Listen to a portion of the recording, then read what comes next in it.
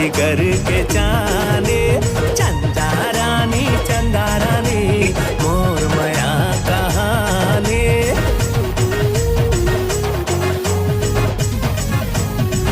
DJ Anshul.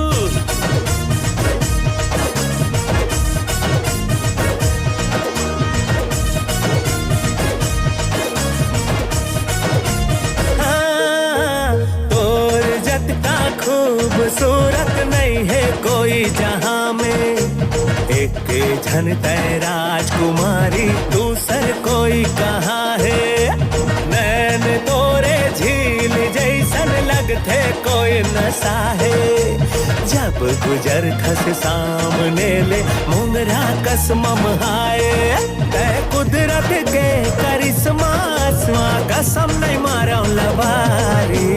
चंदा रानी मोर जिगर के जाने। चंदा रानी मोर माया कहानी।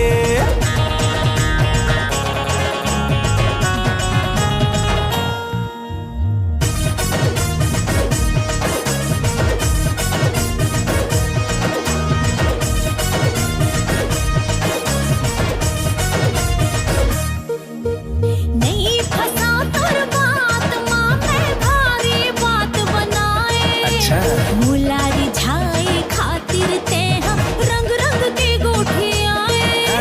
हर पेट राखी काहे ते शब्द के तीर चलाए। सब समझ था चाल न तोरे झूठा माया दिखाए। दो कदम रहा मुरले तुरहा कर देखो कि मेहरबानी। चंदा रानी मैं तो चंदा रानी। चंदा रानी लगता मैं महारानी।